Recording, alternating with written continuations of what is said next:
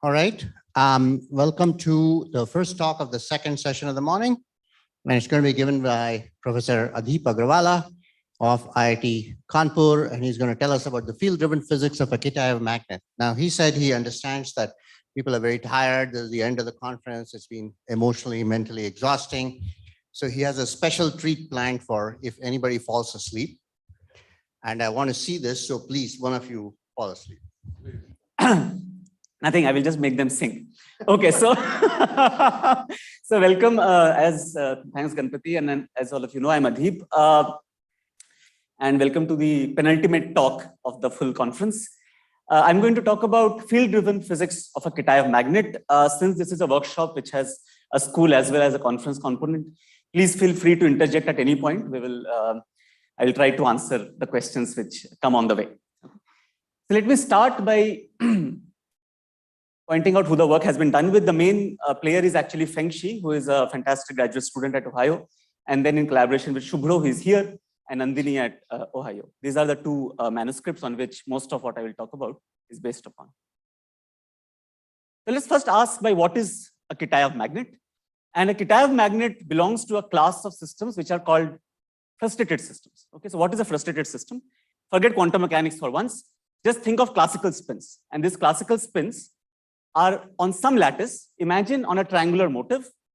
On a triangular motive, if the interactions are ferromagnetic, okay, then these spins could have oriented all in parallel in one direction, and I could have told you what is the ground state energy. However, if they are anti-ferromagnetic, then imagine these two spins I put anti-parallel to each other, so the energy is minimized. But then the third spin doesn't really have a choice. It can either be up or down. Okay, it can have both the choices, and both of them have equal energy. Is this clear? So this class of systems are called frustrated systems, where spins do not really know what classical configuration to choose to minimize its energy. This can happen because of some geometry, the way it is here. It can also happen because of the nature of interactions. Okay, for example, take a honeycomb lattice, and this is just one plaquette of that honeycomb lattice. And one can think it has three types of bonds. What are the three types of bonds? The red ones are the X bonds, the blue ones are the Z bonds, and the green ones are the Y bonds. Okay. If I had given you a standard antiferromagnet interaction, which is only in Z direction, then you can see that I could have put all of them on this upper triangle. I could have put them to be up, and on the lower triangle, I could have put them to be down, and that could have minimized my energy. Okay. However, here, the nature of these are still Ising-like, but the direction in the space is also changing. Okay, for example, here these are ZZ, but here these are XX. So if I try to minimize the energy here by orienting the spins in the X direction, I do not really know how to minimize the energy of the full configuration. And there can be multiple choices to give you a total ground state energy. Okay. So these kind of problems can have large ground state degeneracy, even classically. And what happens to them under quantum fluctuations? So under quantum fluctuations, if these are quantum spins, then of course one can linearly superpose many configurations. And these kind of systems go under the name of what is called a quantum spin liquid, the simplest example of which I'm going to introduce in one dimension. Okay. So let's take quantum spin halves now, but quantum spin halves antiferromagnetically interacting in 3 dimensions. Okay. Now there are still quantum fluctuations, but still the ground state looks very much like up, down, up, down. So that's a classical configuration effectively. But if you are in 1 dimension, there is a lot of fluctuations. The system essentially superposes many classical states. The ground state has no local order parameter like a magnetization. It has no broken symmetry of the parent Hamiltonian. It can have extremely strange excitations. Okay? A standard ferromagnet or an antiferromagnet has excitations which are like magnons. You flip a spin, the spin quantum number of a magnon is integer. However, for a 1D chain, you can have spin half gapless excitations. Okay? These are called spinons. These are new kinds of fermions which do not carry any charge, but they have still a spin half quantum number. Okay? How do you measure something like this? And there are neutron scattering experiments where you can measure something like a dynamical spin structure factor, which is nothing but a Fourier transform of spin-spin correlators. Okay? And then either in experiments or in theory, this is Bethe-Ansatz, and this is that compound for which neutron scattering has been done. You can see the kind of matching you have between theory and experiment. So what is known about Kitaev magnet? The Hamiltonian which I showed you before, which has this honeycomb lattice and these kind of interactions. And Alexei Kitaev, who is responsible for bread and butter for many of us, is in fact showed that you can solve this problem exactly. Okay, and how can you solve them? He wrote a spin operator in terms of what are called Majorana operators. These B and C operators, why are they called Majorana fermions? A conventional fermion could satisfy this kind of an algebra. They just anti-commute with a delta function. In Majorana fermions, the C dagger is equal to C. Okay, and they still anti-commute. So these kind of fermions are the Majorana particles. What he showed is that if you are at low energies, how low compared to some J scale, okay, then the system effectively behaves like a graphene, but not of usual fermions, but of Majorana fermions. Okay, and since it is graphene of Majorana fermions, it has Dirac cones at k and k prime pi. What he was also able to show is there is another bunch of excitations which are called flux excitations. These flux excitations are gapped and they are static, and I'll discuss flux excitations as we proceed. And he another showed one more important point. If you put a magnetic field which is perturbative, then the Majorana becomes like the Holden model of Majorana fermions. So you get a gapped state with some edge current in the system. It has a finite Chern number. Okay, so this is something which is called a chiral spin liquid. So this is the story which was sort of discovered by Kitaev in 2006, broadly called the Kitaev spin liquid. If you put a weak perturbative field, it is called a chiral spin liquid. Let me proceed with the discovery of Kitaev. He also showed that, in fact, if these coupling strengths are not exactly equal, so notice that here I had said the X, Y, and the Z couplings, and all three of them have kept equal. But imagine that one of them you try to increase. Okay, then the gapless Majoranas, which are basically graphene-like at this point, the two Dirac cones then come and merge, and they become gapped at this point. So this becomes a gapped spin liquid. Okay. What is very nice is, imagine that your Jz is very large. The Z interaction is very large. So what are you doing? You are thinking of these two spins which are on the Z bonds. You can effectively think of them as another spin. Okay, some new spin. That new spin can form what is called the toric code. Okay. So this toric code is something you guys have been taught during this workshop. So this toric code model can be found from the strong anisotropic limit of the Kitaev honeycomb model. Okay. So one slide introduction to toric code. So what is toric code? You have a square lattice. The spins sit on the bonds. Okay. The Hamiltonian looks a bit funny. It looks like this. There is a star operator and there is what is called a flux operator. What is the BP operator? It is a product of sigma spins on the bonds, but of the Z kind. Okay, so this is BP operator. And this AS operator is a product of X spins on a star on the four links oriented like this. Okay. All of them commute with each other. The system will have its lowest energy when all of them have eigenvalues to be +1. Okay. So what are the excitations? The excitations are when these operators take a -1 eigenvalue. Okay. So these are called electric and magnetic charges. And these electric and magnetic charges are mutual semons. Okay. So one can show that if you take an electric charge and move around a magnetic charge, under taking one electric charge around a magnetic charge, you get a phase of pi. Okay. So these are called semons. And if you take a sigma Z operator, a sigma Z operator will move a magnetic charge, will move an electric charge from here to here. On the other hand, a sigma X operator will move a magnetic charge from here. So sigma operators move electric and magnetic charges in the system. Okay. So with this introduction, let me now pose the question. Okay. So what is the question? The question is, I have the Kitaev model with anisotropy. The system is going from a gapless spin liquid to a gapped spin liquid. This gapped spin liquid is nothing but secretly the toric code model. What are the excitations of Kitaev spin liquid? Majorana excitations. These Majorana excitations are sitting at the Dirac core. Okay. The gapped spin liquid has electric and magnetic charges, which are their semons. Now I put an actual magnetic field in the system. What is this magnetic field? It is called a 1-1-1 field because it couples to sigma X, sigma Y, sigma Z. So if I take the field to infinity, then I don't care what my toric code or Kitaev model is saying. Okay? The spins have to orient in the magnetic field. It has no other option. So at very large field, I expect nothing but a polarized phase. The spins have become polarized and it is like a classical state. Okay? The question is what happens in between.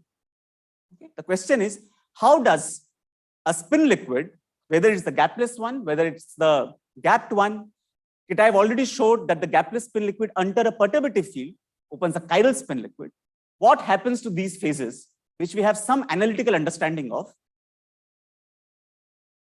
How does it proceed to a polarized phase? What happens to excitations? How do I think about them? That's the question we are trying to pose. And naturally, this is a difficult question because there is very little analytic control. Okay? It's a two-dimensional frustrated spin systems. There is also very little numerical control. Okay?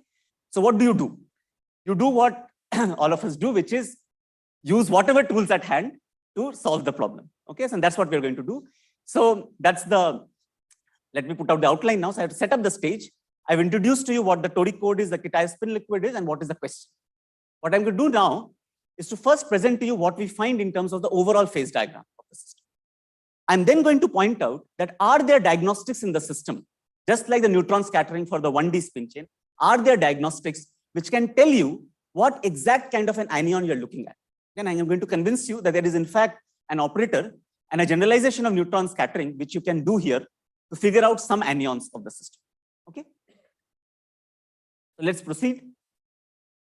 We first set up an ED on this, which is just exact diagonalization on whatever number of system size we could control. So we did 24 site cluster. I'm showing to you some susceptibility results. Okay, so this is susceptibility with the magnetic field or susceptibility with the anisotropy direction. You find some phase boundaries in the system. Okay, you can see there is one phase boundary coming here. So chiral spin liquid is undergoing some transition. The toric code is undergoing some sort of a transition here. Okay.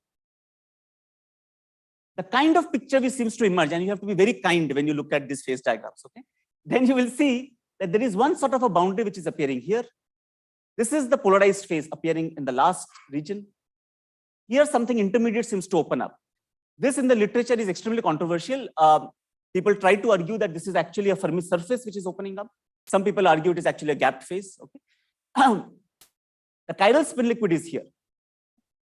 The sphere phase I'm going to discuss a little bit more about. If you see here, I've drawn a cartoon character where I'm showing you singlets on the Z bonds. Okay, and I will now give you evidence that why there is something of this kind, a new phase which opens. To characterize this phase, the state is very simple. It is what is called a valence bond solid, a VBS phase, which is basically a direct product over spin triplet over the whole system. How do I measure something like this? How do I measure something order parameter like this? One useful thing to do is to calculate what is called a nematic order parameter. So this is essentially nothing, but on the Z bond, you take all kinds of combination of spin operators, alpha, beta, XX, YY, ZZ, all kinds of operators. Okay? And ask what is their expectation values on the ground state. And if I give you a state like this, you can analytically calculate that this matrix should behave in this way. And this is where you find that these numbers, the XX and the ZZ component of this Q operator, actually saturates to those values. Okay, so this is around 0.66, this is around 1.33, giving you first evidence that the system is in fact looking like some kind of a VBS state. Okay, I did not mention the entanglement results. You can also look at it from entanglement. You can look at the Z bond entanglement. So you take the Kitaev lattice and do a bipartite partition over the Z bonds. If you have a phase of this kind, you expect some log 2 entanglement in the Z quantity, which is here. Okay. So one sees some higher entanglement here compared to in the Y entanglement. So this kind of characterizes that we have some new phase opening up, which is called a VBS phase in the system. So it is a very strange result. The question is that how do you open up a VBS phase from a spin liquid? Meaning I started with a spin liquid. This is not even spin polarized. Spins are not polarized in one direction. It is forming some kind of a spin triplet entangled state. Where is this coming from? Okay. And the intuition to this is from actually the toric code model. So some perturbative analysis helps here. So I told you that Kitaev already showed that at strong KZ limit, I have a toric code effectively. This toric code can be thought of in terms of new spins, which are tau spins. What are these tau spins? In each of these Z bonds, the up down, each of the Z bonds, I can replace the full Z bond with one single spin. The up down and the down up of that bond can be now thought of as two spin states of the tau spin. Now I can ask perturbatively, what does the magnetic field do to a toric code in this language? what magnetic field does is to add a term like this, which is tau x. What is this tau x? Tau x is fluctuating the spin, the tau spin, between the down and up of the tau spin. Okay. So it gives you a polarized state again, but that polarized state is not of the original spins, but of effectively this tau spins, which therefore gives you this kind of a triplet state in this problem. Okay, yeah.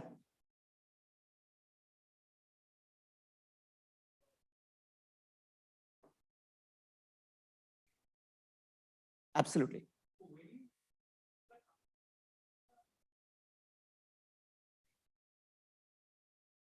No, so here also, okay, so good question. Firstly, this is still, the actual magnetic field is still in the 111 direction, has both x, 3x, y, z, okay? This is actually tau x space, so this has nothing to do with real space, okay? So this is saying that this kind of a term, if you think of tau z, you have to first ask what is tau z? The tau z looks like up, down, and down, up in the z basis. You have to ask what is this magnetic field doing? And this magnetic field H here actually has components from both x and y, which gives you an effective field in the x direction of the tau space, if you like, okay? And that is the origin of this BVS space. Yeah. Is the magnetization, the actual real magnetization, zero in that phase? Yes, it is still zero, absolutely. Zero, yeah. It doesn't get magnetized.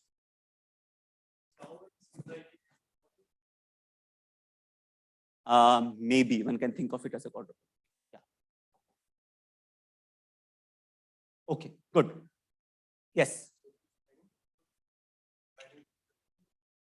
Absolutely, yeah. Perturbation in magnetic field from the toric code limit. Absolutely. See, VVS is effectively a polarized phase in the tau space. So now let's look at the hierarchy of excitations. I've already started with the toric code, which has this ENM excitations. Here, there are Majorana fermions.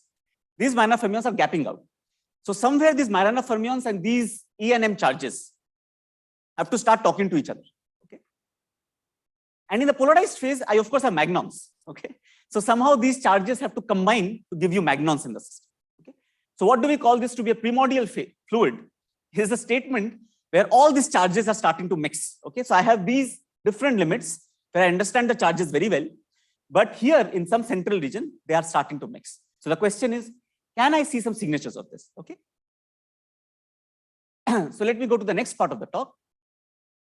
We are going to define something like a dynamical spin structure factor, but now instead of a single spin correlator, we are going to look at two spin correlators. So this is the standard, this could have been the standard spin structure factor. If instead of O operator is here, this could have been just single spin, SX. Okay. But now notice this O operator is XX. So it's a 4-spin operator, if you like. Okay. Let's ask that what does this XX operator do? So this XX operator for the standard honeycomb model will create 4 flux excitations. Because the sigma X operator here will create a flux excitation here, ENM charge, and another sigma X here will create another ENM charge. Okay. So if my initial system already had 2 charges to start with, it can hop those charges. A standard electric and magnetic charge cannot move, but a dion, which is this combination of E and M charge, can move under this operator. So this is what we see. If you look at this object in the momentum space, you find this clean one-dimensional excitations as if there are particles which are moving only in one direction. They're not living in a 2-dimensional space, they're living in a 1-dimensional space. Okay. This is ED results, and these are DMRG, and even in DMRG, you find this 1-dimensional dispersion. So the question is, how do I understand this? So one can again make some analytic control. This comes from again this limit. I started from this toric code model, and you can map this under unitary transformations to the standard toric code language, which has this star and the flux operators. But now your tau x looks like a tau y. Okay. So I mentioned to you that this is actually a toric code, but this is toric code where every W operator lives on all these honeycomb plaquettes. But you want some of them to look like a star operator and some of them to look like a flux operator. So to do that, you have to do some transformations. And this now becomes like the standard toric code language. But now the excitation is in tau y. Now tau y is a very funny operator. It is a combination of X and Z operators. So what it does is, if you start from an electric and magnetic charge, the electric charge moves here because of the action of tau Z. The magnetic charge moves because of the action of tau X. They again move. So they go on moving under the action of tau Y. So it is actually a hopping. It's like a fracton. It can only hop in one direction in the system, coming from some constraints of the theory. Okay. So these are how these particles move around, and one can look at their motion, and this is what is exactly equal to the dispersive signature I was showing. In fact, this is still with the E and M charge. At somewhere it has to mix with Majoranas. Okay, so where are the Majoranas? The Majoranas are sitting at the M point of the Brillouin zone. Okay, so let me point that to you from here. So as we go from a chiral spin liquid to this area, the Majorana fermions are having a Dirac cone at the M point of the Brillouin zone. So these Majoranas have to now start mixing with the E and M charge. To do this, we develop some sort of a parton mean field theory. The idea is very simple, actually. You take a standard, the itinerant fermion of the Kitaev model and convert it into a complex fermions. You also take the bond Majoranas and also convert them into fermions. So effectively, the theory becomes of 4 fermionic flavors. A KZ term looks like this, but a magnetic field actually mixes the bond fermions with the Majorana fermions. So these bond fermions are nothing but actually the EM charges of the system. So these 2 charges therefore mix. And now you see that if you look at this kind of a structure factor, it shows us 3 signals. Close to the PF phase where they have started mixing, they get splitted up. So there is a one-dimensional channel, but there is also some strength at the M point. And this M point signal is coming from the Majorana. So let me try to tell some story on what we have seemed to find. And let me point out there is a lot of literature on this, and people have tried to solve the problem from many directions. And this is our 2 bits on this. Okay. We have tried to point out that there is a combination of phases, phase transitions, crossovers. Okay. There are signatures of excitations like the kind of Dion physics here, which one can capture in generalizations of neutron scattering. You can make some understanding of the system from the perturbative limit. So from the toric code limit, one can do some perturbation analysis to understand where is these excitations coming from. Overall, the nature of phases seems to be of this kind. So the isotropic Kitaev spin liquid has the gapless Majorana fermions and gap flux excitations. The chiral spin liquid, of course, has edge excitations. Okay. And then the VBS phase, which we discussed, has an excitation coming from the spin fluctuations. Then there are polarized phase, which has the spin waves. And then there are this PF phase where everything mixes up. Okay. The physics which I just showed was only in the 111 direction. One can take the magnetic field in the 001 direction, which is the magnetic field only in the Z direction. And here the chiral spin liquid goes away, but you get some sort of a one-dimensional physics happening because the flux excitations move only in the Z direction. And we seem to see that all the excitations only have this 1D character, which seems to have some sort of a dimensional crossover. So this, in fact, I'll not discuss in detail, but it's here.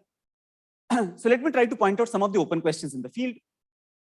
While some broad picture seems to emerge, some overall contours of the phase diagram seems to emerge, we are really far away from any kind of a complete theory of phases and phase transitions. A complete theory of phases and phase transitions should look at all the excitations, their algebra very carefully, and then one should be able to show that how the excitations of one phase become the excitations of the other phase, or how do they condense to give you the ground state phase of the next phase. Okay, so this is something which we are still very far away.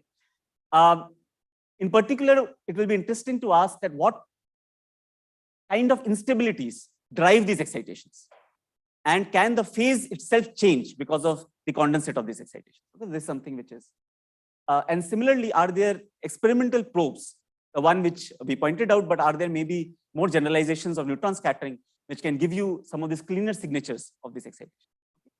So in fact, the questions broadly belongs to this field where you can start from something like Kitaev honeycomb model or toric code model, which is well posed and there is analytic control. And one can ask what happens to this phase under various perturbations. For example, one can ask what is the action of strain. One can ask, are there new field theoretic questions in terms of the nature of transitions? It is important that we develop interesting and new numerical methods to get insight into some of these phases. And similarly, you can have symmetry broken phases, which is the standard Landau-Ginzburg phases, in combination with the spin liquid-like phases. So it will be interesting if some of these questions, and some of us have been working in trying to develop some understanding, but I really welcome all of you to also think about these questions and contribute. So, so with that, let me end with a invitation to Kanpur. So Kanpur, as many of you don't know or may know, that is on the Ganga basin in the north part of the country, and it has some beautiful cities on the riverbed, including these are some of the pictures of the campus where we have beautiful peacocks roaming around in the campus. So please come and plan a visit. Okay. So with that, thank you very much and open to questions.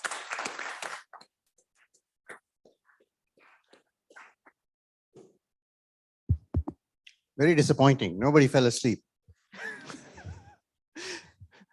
Okay, that was a great talk. Sorry. Yes.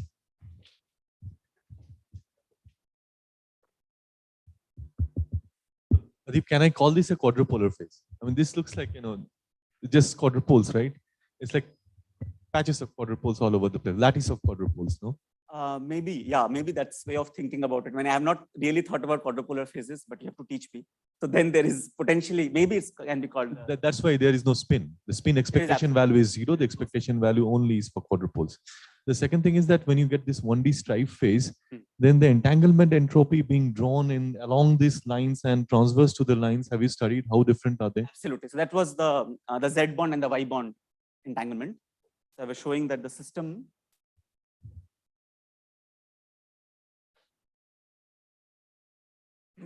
So here, for example, the Z bond entanglement, which is you cut the system on the Z bonds. And that has a much larger entanglement compared to the Y bond entanglement. And in the case of the 1D problem, which I was telling, where we have field in the 001 direction, we looked at the entanglement scaling and the central charge by increasing the number of the size of the width of the system. And that seems to increase linearly with the number of width you increase. So that also is a signal that it is in fact like a decoupled 1D chains. Thank you.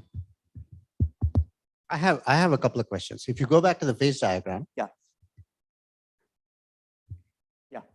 Right. So your VBS phase has no polarization, no magnetization. Yes. So therefore, in order to get to the polarized phase, it has to undergo a phase transition. Yes. Then why do I put this dashed line? Because Yes. there is actually no phase transition. So what we were able to show, I did not do that, show it here, that if you do the calculation to one higher order perturbation theory, one finds a term which will actually break the symmetry of this phase. That's right. So time reversal That's is what I broken. suspected, that Yeah. it would have a magnetization. Right. So There it will would be have a a weak crossover. magnetization as you go on increasing. Okay. Next question. Your PF phase, you've very cleverly drawn a dashed line there. Yes. So what There is- evidence do you see in your numerics that the PF phase actually exists? Yeah, there is actually no phase transition again. So, for example, I did not show you topological entanglement entropy here. You find that it is actually highly fluctuating here in this system. What we notice is that if you look at these signals, the anionic excitations, they become very murky here. So therefore, we resisted calling it exactly as the same as a toric port phase, because this is a well-defined limit where you know the charges and the ground state very well. But we wanted to distinguish that here actually they are mixing up. And that's why. Okay. Module flow. Question there. Thank you for the nice talk. I might have missed the point.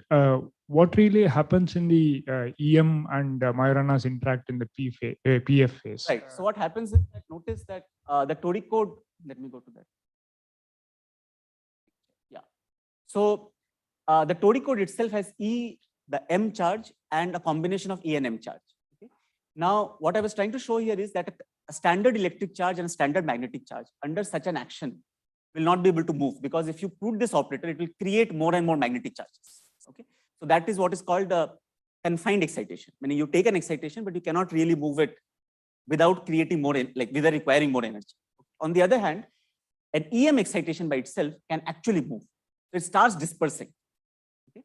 Because this, I create 4 excitations, so it kills the original 2 and creates new 2. Okay? So it starts hopping like a standard fermion. And an EM charge is actually a fermion. So it has no problem in mixing with the Majorana fermions, which is also a fermion. So therefore, these two fermions can now mix. So you can ask that I started from this toric core. How did it become the Majorana problem? So somewhere this has to start behaving like Majorana fermion. The statement is that this is the one which is driving this instant. Yes.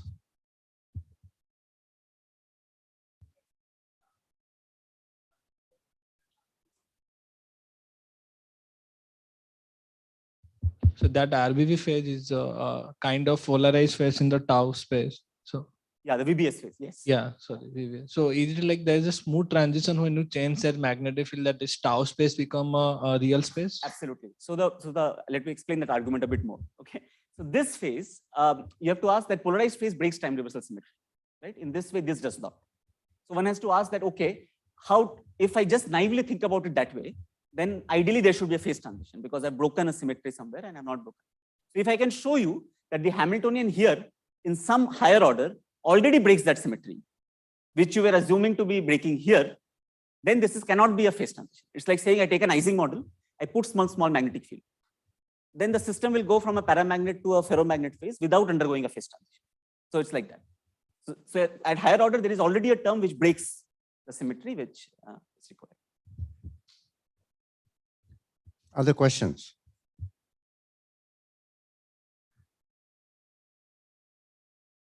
Okay, if there are no other questions, let's thank Adhip again. Thank you.